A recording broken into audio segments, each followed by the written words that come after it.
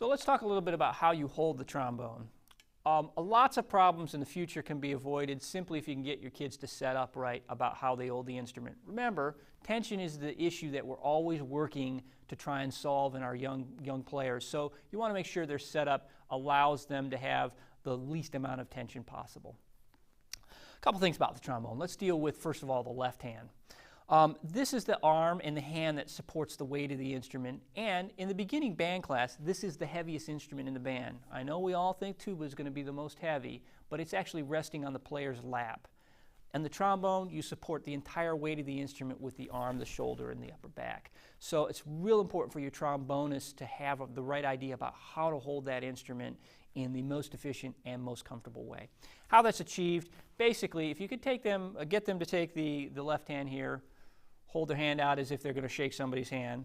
They're going to put their thumb right here on the support brace. They're going to wrap their 3 fingers, pinky, ring, and middle finger, around the cross bracing right here. Because of a kid's hand, everyone's going to be slightly different about this.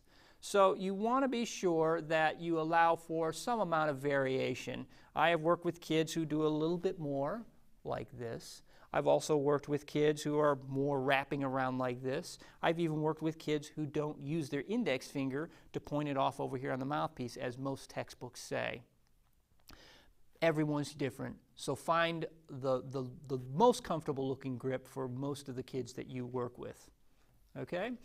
Now, when they hold the horn up, you want to make sure you sell the idea that the instrument is suspended from their arm, that they're not lifting the trombone, that they're basically suspending the trombone in a framework that's held up with the left hand, so that they suspend it in front of their face.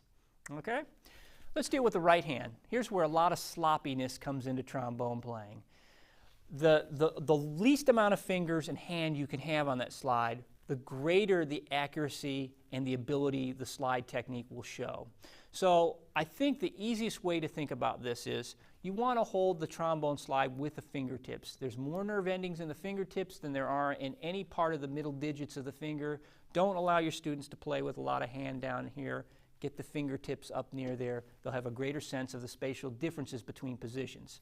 Number 2, you want to support that slide in 2 different places. One, of course, will be holding between index finger, middle finger, and thumb.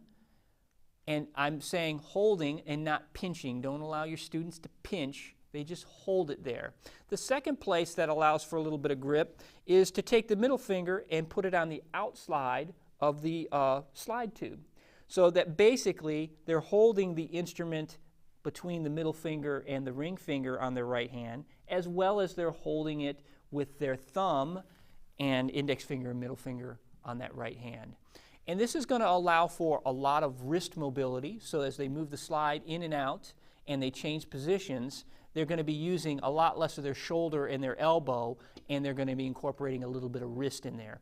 It also will allow for shorter arms, which you that teach 6th graders are going to have a lot of problems with. It allows for that shorter arm to allow the thumb to come off, but still have some stability on the slide because we're gripping between the middle finger and the ring finger. Okay?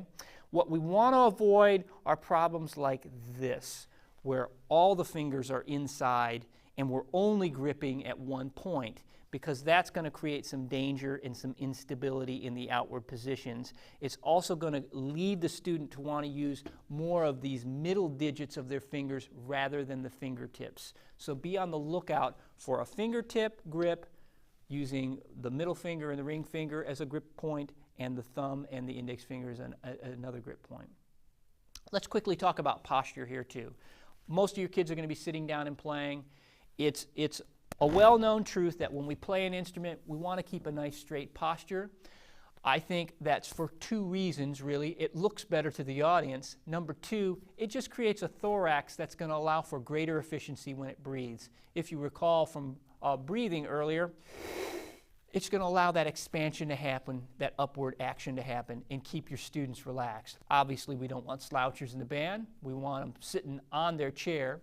Is it important that they be on the end of their chair? It's important if it's important to you. Is it important to the instrument? No, because you can be just as straight in the back of the chair too. So if you are okay with them being on the back, sometimes the back of a chair can provide more support, particularly for that trombone player who's got the heavier instrument in their left hand at the time. So when dealing with the posture itself, you're looking for a real nice straight torso. You're looking for a nice relaxed upper body. So thinking about shoulders. You're also going to be looking for, and this is the last point on posture I'll talk about, that the student brings the trombone to them, that they don't meet the trombone halfway. Let me demonstrate what I mean. I'll see a lot of kids who do this. That's a problem because, as you can see, it's cramping my torso in one place. It's also causing me to jut my neck a little bit forward, which can cause some tension problems down the way. Get your kids to think about pivoting that instrument up to their face. And you might even practice 3 minutes of doing this, just getting them to think about not moving their upper body will ingrain a great habit in them for the rest of their lives so that they're not meeting the instrument halfway.